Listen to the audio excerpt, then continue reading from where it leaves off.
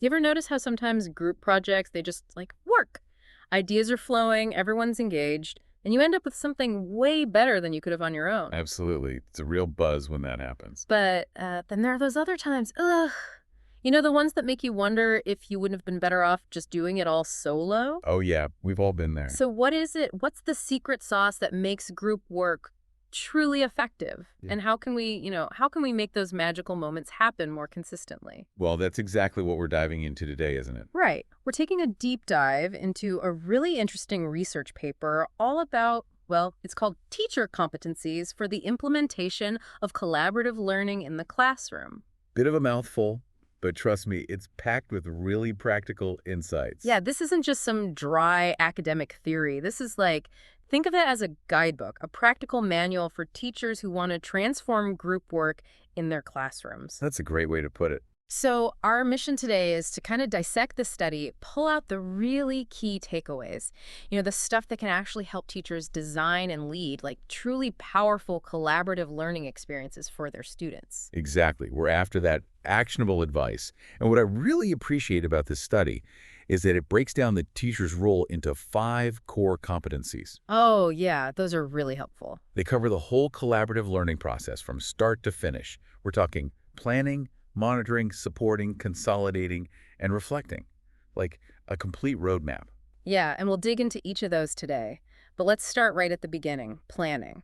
Makes sense, right? I mean, it's probably obvious, but effective collaboration, it doesn't just happen by chance. You need a plan. A blueprint, a roadmap, yeah. Precisely. And this study, it highlights 2 really fundamental principles that teachers need to think about right from the get-go: individual accountability and positive interdependence. Ooh, okay, those sound important. They are. They're kind of like the foundation of successful group work. So what do they mean exactly? Individual accountability, like making sure each student pulls their weight. That's it.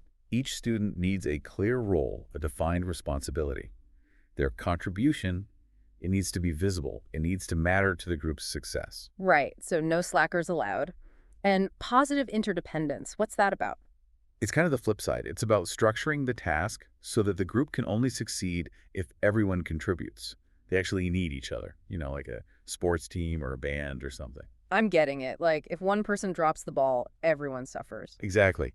And when you have both of these principles in play, well, the research suggests that students, they're more likely to engage in those deeper learning activities that we want to see, like explaining their ideas, asking thoughtful questions, challenging each other's thinking. Ooh, that's the good stuff, right? The real learning happening. Now, to kind of shape this interaction during the planning phase, the study talks about macro scripting. That sounds a little technical. It does, doesn't it? But it's really not that complicated. Think of it as designing the overall structure of the activity. Uh-huh. It's like creating a framework, a roadmap for how the group will work together. So, like outlining different phases, suggesting what kinds of interactions should be happening, maybe even assigning roles. That's it. It's about setting the stage for productive collaboration. I like that, setting the stage. But the researchers, they also make this distinction between, what do they call them, internal scripts and external scripts. I'm not sure I quite follow that. Right. So internal scripts are like the student's own kind of internalized understandings of how to collaborate. Like their past experiences with group work. Exactly. And then you have external scripts. That's what the teacher designs, the macro scripts. And the important thing here, the takeaway, is to find a balance. Right. Like not too much hand-holding if the students are already pros at working together. That's exactly it. You don't want to overscript things. If students already have strong collaborative skills and experience, a really rigid external script can actually backfire. It can be stifling, yeah. And then there's also this mention of social scripts versus epistemic scripts. More jargon, I know. It does sound a bit academic, but bear with me. It's actually a really useful distinction. So social scripts, they focus on the how of collaboration, like the etiquette, the ground rules, the norms of working together effectively. Okay, how to be a good group member. What about epistemic scripts? Those are about how students engage with the content, the learning material itself. It's like a framework that guides their exploration of the subject matter together. So one's about the group dynamics and the other's about how they tackle the actual learning. You got it. And the research, it suggests that the most powerful learning happens when you combine both. You weave together social and epistemic scripts in a thoughtful way. Ah, that makes sense. But I guess designing those epistemic scripts, that can get pretty specific to the subject you're teaching, right? Yeah, absolutely. And that's actually why the study focuses more on social scripts. Okay, yeah, those are probably more broadly applicable. Exactly. And that's what we're going to focus on here, too. All right, so let's say a teacher is ready to design a social script for a collaborative activity. What are the key things they need to think about? Well, first and foremost, they need to really understand their students. What do they already know about the topic? What's their experience with group work like? Right, so tailoring the level of structure to their needs. Precisely. And there's this interesting concept called the expertise reversal effect that comes into play here. Ooh, that sounds fancy. It's basically the idea that students who already know a lot about a topic, they might actually learn less if the script is too detailed and prescriptive. Makes sense. It can get boring if you're being told how to do something you already know how to do. Exactly. While students who are newer to the material, they might benefit from more guidance. Okay, so it's all about finding that sweet spot. What else do teachers need to consider when planning their social script? Well, they need to think carefully about the specific activities they want students to do. Like, do they want them to brainstorm ideas or compare different perspectives or analyze a problem together or maybe even engage in some, healthy debate? So really being intentional about the learning activities. Right. And then there's the question of roles within the group. Ah, assigning specific jobs to each student. Yep. That can really boost individual accountability, make sure everyone has a defined contribution. And finally, the resources they have access to. Ah, okay. You can actually use resources strategically to encourage that positive interdependence. How so? Well, for example, you could give each group member a different piece of information, a clue, or a resource. They need to put all those pieces together to solve the puzzle. Ah, clever. So they have to rely on each other to get the full picture. Okay, what about the task itself? What makes a good task for collaborative learning? Well, the study, it really emphasizes tasks that promote shared knowledge building, where the group can only succeed if everyone chips in. Right, a true team effort. Exactly. And these kinds of tasks, they're especially effective for grappling with complex concepts, like in math or science. The study also highlights the value of authentic, real-world problems. Makes sense. Those are more engaging, more relevant. Right. They can spark deeper discussion, even a bit of a cognitive conflict, those healthy disagreements that can push students to think harder. Mm-hmm. And one more thing about the task. The study stresses that teachers need to clearly communicate the why. Why is this task important for your learning? Yeah, when students understand the purpose, the value of what they're doing, they're just way more likely to be invested. Totally. Okay, so we've got a well-designed task. Everyone knows their role. They understand the purpose. Now, how do we actually form the groups? That's a big question, right? Yeah. And a common one. Should you group students by ability or mix them up? Yeah, I've always wondered about that. What does the research say? Well, you might think it's best to keep students with similar abilities together. But this study, it actually makes a case for heterogeneous groups, mixed ability levels. Really? I could see that being challenging. Right. You might worry that the higher achievers will get bored or the lower achievers will feel lost. Yeah. But the research actually suggests that students in mixed groups tend to show more overall improvement. Interesting. Yeah, it's thought that those diverse perspectives can really stimulate critical thinking and deeper reflection. But it is worth noting that there are some caveats. Like what? Well, in groups with really big ability differences or in groups made up entirely of lower ability students, you might see less of that valuable explanation giving. Ah, okay. So again, it's about finding that balance, that sweet spot. Yep, like so much in teaching. So let's say a teacher has a specific learning goal in mind. How do they choose the right kind of macro script to support that goal? Yeah, is there like a menu of scripts to choose from? Well, there are definitely some common categories of scripts, each with its own strengths. The study mentions 3: jigsaw, reciprocal, and conflict schema. Jigsaw, like putting together a puzzle? Exactly. That's a great way to think about it. With a jigsaw script, each student becomes an expert on one part of the topic. Then, they have to share their expertise with the others to complete the big picture. I see, I see. What about reciprocal scripts? Those are all about promoting those back and forth exchanges, Oh. asking questions, summarizing information, clarifying things, making predictions. Ah, so lots of active listening and participation. You got it. And then there are conflict schema scripts, like a structured academic controversy. What's that about? Well, as the name suggests, they're designed to encourage students to explore different perspectives, different sides of an issue, to respectfully disagree and try to reach a more nuanced understanding. Okay, yeah, that can be really powerful for developing critical thinking skills. Absolutely. And the study, it actually provides a really helpful teaching vignette to illustrate how this planning phase works in practice. Oh, yeah, I was going to ask you about that. It's a math lesson on fractions, right? That's right, with 12-year-old students. And the teacher in this example, she's got two main goals. First, she wants to help students consolidate their existing knowledge about fractions. Okay, so like review and reinforce what they already know. Yep. And then she wants to introduce the concept of a common denominator. Gotcha. And since these students have some experience with collaborative learning, she decides to use a jigsaw script. But she tweaks it a little bit. How so? Well, she adds an individual work phase at the beginning before the groups get together. Ah, so they have some time to activate their prior knowledge on their own first. That's the idea. Then she divides the content into three areas: fractions as decimals, fractions represented by drawings, and fractions on a number line. Each group becomes an expert on one of these representations. Yeah, I'm following. So they work individually first, then in their expert groups, and then finally in mixed groups where they have to share their expertise and work together on a task. Cool. A multi-stage approach. What's the task in this case? Well, they have to order a set of fractions and come up with a rule for finding a common denominator. Oh, okay, that's a good challenge. And what about the epistemic script? She keeps it pretty simple: a guiding question about numerators and denominators, and a table for them to complete.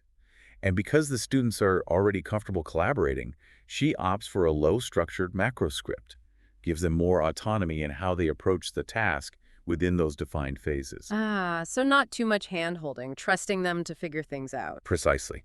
And that's a really important point to remember about these macro scripts. They're not rigid templates. They're flexible frameworks that teachers can adapt to their specific needs and context. Right, so it's not a one-size-fits-all approach. Not at all. And that's the beauty of this planning phase, isn't it? It gives teachers so many tools and strategies to really shape the learning experience. Yeah, it's about being proactive, setting things up for success. Exactly. But of course, even the best laid plans, sometimes they don't quite go according to script, right? Oh, yeah. Which brings us to the next competency. Monitoring. The kids are in their groups, they're working on their task. Now what? Now, the teacher needs to be actively observing what's actually happening. Are things playing out as planned? Are those intended learning activities actually occurring? So the teacher becomes a detective, a classroom observer. Exactly. And this study, it gives us three key dimensions to look at when we're assessing the quality of student interaction: collaborative activity, cognitive activity, and metacognitive activity. Okay, let's break those down. So collaborative activity, is that all about like teamwork? That's a big part of it, yeah. Are they actively participating? Are they listening to each other? Are they building on each other's ideas? Are they sharing information and resources? So really working together as a team. Right. And it's also about the overall social dynamics of the group. Are they being respectful? Are they creating a positive and supportive atmosphere? Gotcha. Okay, what about cognitive activity? This one's all about the thinking and learning that's going on. Are they asking good questions? Are they explaining their reasoning clearly? Are they using examples to illustrate their points? Yeah. Are they comparing different approaches to the task? So it's about the depth of their thinking, their intellectual engagement. Exactly. And then we have metacognitive activity. That's my favorite. Thinking about thinking. It is a powerful skill, isn't it? Yeah. So in a group work setting, we're looking for things like planning, monitoring our own understanding, checking for errors, evaluating their progress. All those self-regulation strategies. Right. And the interesting thing is, those macro scripts that we talked about in the planning phase, they're often designed to promote these very behaviors. So monitoring is a way for the teacher to see if those intentions are actually playing out in the classroom. Makes sense. So the teacher's not just passively observing, they're actively looking for specific signs of effective collaboration, deep thinking, and self-regulation. Exactly. And this study it provides another vignette, another teaching example, this time showing a teacher monitoring that fraction activity we talked about earlier. Oh, right, with the expert groups and the common denominator task. Yep. And in this vignette, the teacher, she makes some interesting observations. Mhm. In some groups, she sees students doing a great job explaining their different fraction representations, with examples, really building on each other's understanding. That's encouraging. It is. But then in another group, she notices a student making a claim about fractions without any justification. And the group, they're not really challenging him or pushing him to explain his thinking. Not so good. Right. And then there's another group where the students, they're just really struggling with the task and they've kind of given up. Oh, no. Yeah, it's a sign that maybe they need more support, or maybe the task is too difficult, or maybe there's a lack of accountability in the group. Mm, lots of possibilities. Right. And then she observes another situation where the higher ability students in a group, they're basically ignoring the questions from a student who's struggling a bit more. Oof, not ideal. No, it's a breakdown of that positive interdependence. Right. So even with a good plan, things can go off track in all sorts of ways. Absolutely. Which is why that monitoring phase is so crucial. It reveals those discrepancies between what we intend and what actually happens. Yeah, the reality on the ground. And that naturally leads us to the next competency, supporting. So what happens when the teacher spots those problems during monitoring? Well, this is where the concept of microscripting comes in. Microscripting. Okay, I'm intrigued. Right, so we talked about macroscripts as the overall blueprint for the activity, but microscripts, these are the more immediate, on-the-spot interventions that the teacher provides. Ah, like making adjustments to the plan in real time. That's it. Think of it as course correction. I like that. So what are the keys to providing effective support during the interaction? Well, the study, it emphasizes a couple of things. First, the teacher needs to quickly diagnose the issue. What's the problem? Right, because it could be a lot of things. Exactly. Is it a problem with how the students are interacting? Mm-hmm. Or is it a misunderstanding of the content? And then you have to think about which dimension of student activity needs support. Is it the collaborative skills, the cognitive engagement, or the metacognitive processes? Okay, so pinpoint the problem and the area that needs attention. Right. And for those content-related issues, well, you need to figure out what those misconceptions are. What are they not understanding? Makes sense. And then how do you actually deliver the support? Well, the study talked about direct and indirect support. The macroscript itself, that's a form of indirect support. Ah, right. It's setting up the structure of the activity. Exactly. But now we're talking about those more direct interventions. Things like asking targeted questions, offering advice, giving hints, providing brief explanations. So being a facilitator, a guide. Yep. And one really effective technique is prompting. Asking those carefully crafted questions that nudge students in the right direction without just giving away the answer. I like that. Nudging, not spoon-feeding. Exactly. And there are different types of prompts, each with their own purpose. You've got procedural prompts, elaboration prompts, reflection prompts. So like, what's the next step? Or tell me more about your thinking, or how do you know that? You got it. And it's important to remember that expertise reversal effect we talked about earlier. Right, right. Matching the type of prompt to the student's level of expertise. That's key. And ultimately, the goal of any support is to help students become more independent learners, right? So we want to gradually fade that support as they become more capable. Makes sense. Scaffolding. Exactly. Okay, so we've got the type of support. Now, what about timing? When do you step in? Ah, that's a great question. It can be tricky. The study talks about fixed versus adaptive timing. Fixed timing is like, checking in with each group at regular intervals. Okay, scheduled check-ins. Right. But more often, and generally more effective, is adaptive timing. That's where you provide support in response to something specific that you've observed. Makes sense. Like, if a group is totally stuck, you jump in. Exactly. Or if you see a really interesting discussion happening, you might just hang back and let it unfold. Yeah, or even wait a little bit before offering help to see if they can work it out themselves. That can be powerful. It encourages that metacognitive reflection. But of course, you don't want them to get too frustrated. So it's a balancing act. For sure. And what about the content of the support itself? Should it be the same for all groups? Ideally, no. While some general guidance and reminders can be helpful for everyone, the study suggests that the most effective support is adaptive, tailored to the specific needs of each group based on what you've observed during monitoring. Okay, so it's not a one-size-fits-all approach here either. Not at all. It's about being responsive, meeting them where they are. Got it. Now, the study also talks about peer support. Can students help each other during group work? Absolutely. Yeah. In fact, that can be a really powerful form of support. Students explaining things to each other, asking each other questions, even doing a bit of peer tutoring. Mm-hmm. They can learn so much from each other. They can. And It can provide that more immediate feedback that the teacher might not always be able to give. But to make it work well, peer support often needs some structure, some guidance. So, like providing them with some sentence starters or prompts to use when giving each other feedback. Exactly. Or even giving them some training on how to effectively help each other. And of course, the teacher still plays a role, you know, monitoring those interactions, offering guidance when needed. Right. So it's not just throwing them to the wolves. It's Mhm. about structuring and supporting that peer interaction. Exactly. And that vignette on supporting the fraction activity, it actually gives us some nice examples of all this in action. Oh, right. What does the teacher do in that scenario? Well, she observes all sorts of things happening in the different groups. Like there's one group that's getting off task, so she gently reminds them of the time. Classic teacher move. It is. And then there's a student who gives an answer without explaining how he got there. So she prompts him to elaborate on his thinking. Nice. Pushing him to go deeper. Exactly. And there's another group that's struggling to come up with a general rule for finding a common denominator.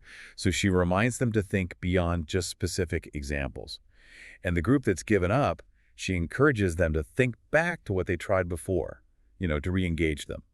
And then there's that situation where the higher ability students are ignoring one of their group members. So she prompts them to explain their solution clearly enough that everyone can understand. Ah, so she's using prompts strategically to address all these different challenges. Precisely.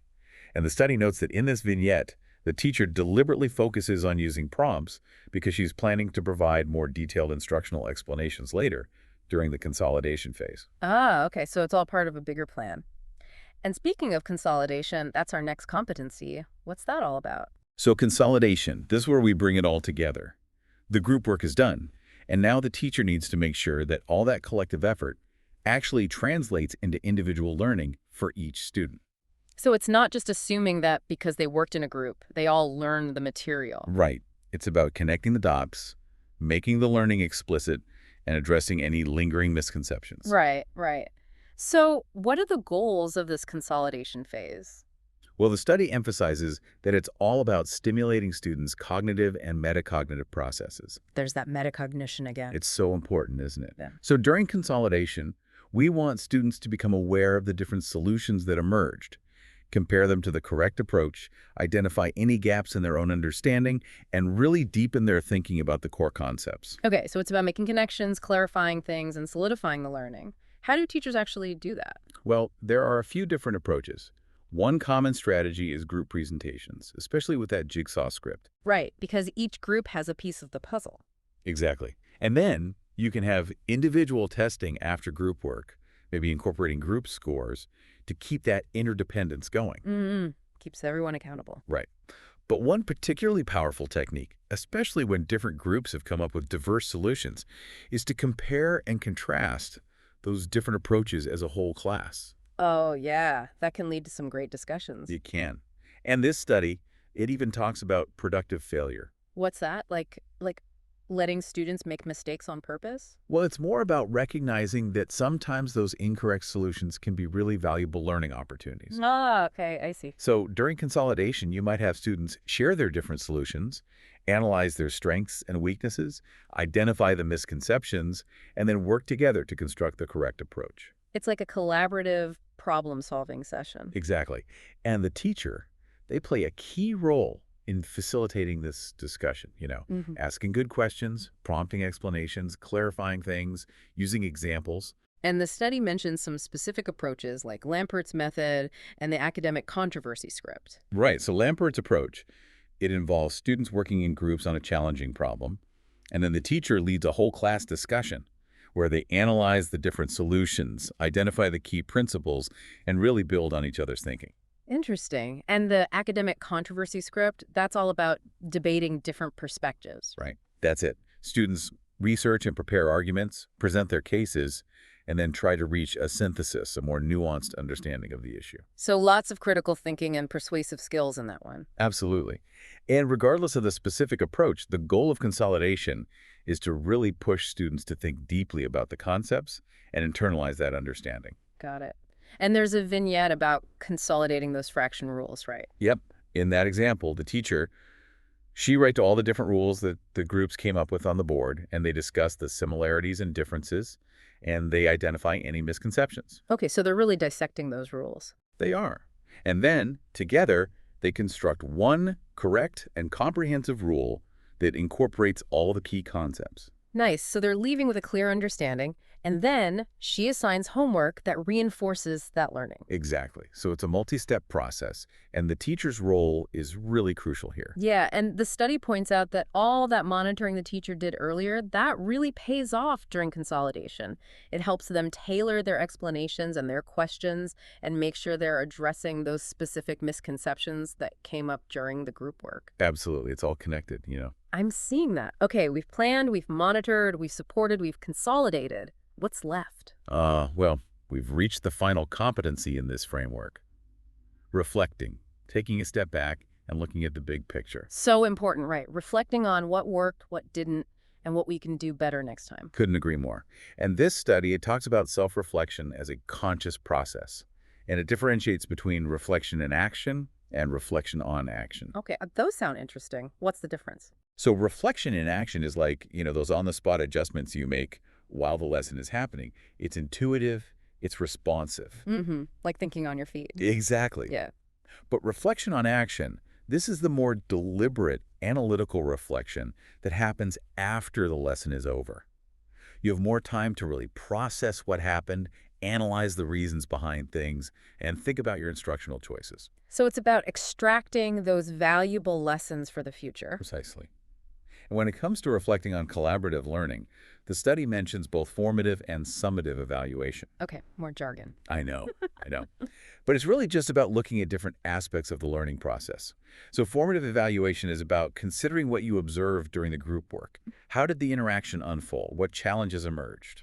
Okay, so it's about the process of collaboration. Right. And then summative evaluation is about looking at the outcomes. Did students achieve the learning goals? How did the groups perform? So it's about the results. Exactly. And a good reflection process incorporates both of those perspectives. You look at how things played out, and you look at the outcomes, and you try to connect the dots. Makes sense. And the study, it even provides a 4-step framework to guide this reflection process. It does. It's called the Lesson Analysis Framework. Okay, walk me through it. Step 1 is to revisit those original learning goals and activities. What were you aiming for? Right, going back to the plan. Step 2 is to analyze what you observed during monitoring. What was the quality of student interaction like? What misconceptions emerged? Okay, so using that observation data. Exactly. Step 3 is to construct hypotheses about why things happened the way they did. If a lot of groups struggled, why might that be?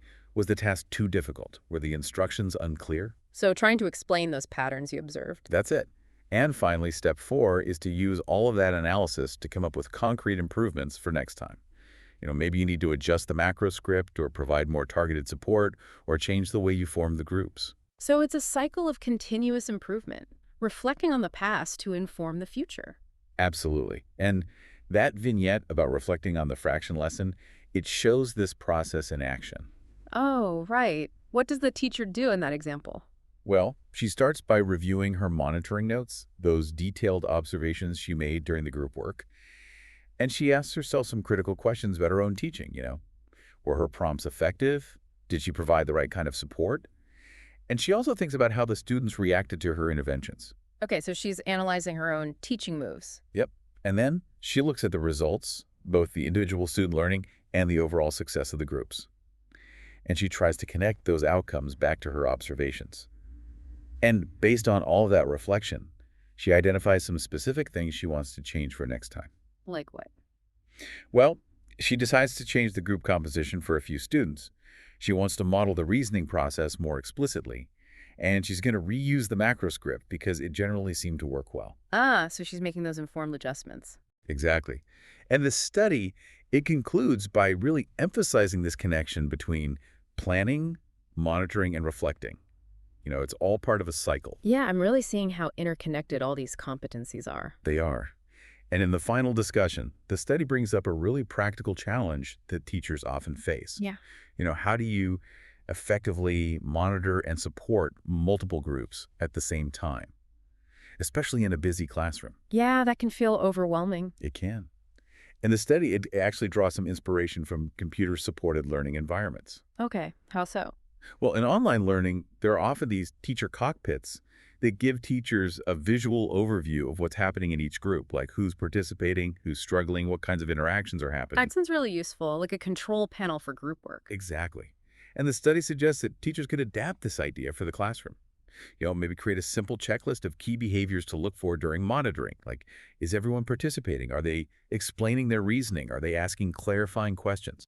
So it gives you a focus for your observation. That's the idea. And the study also stresses the importance of teacher training, giving.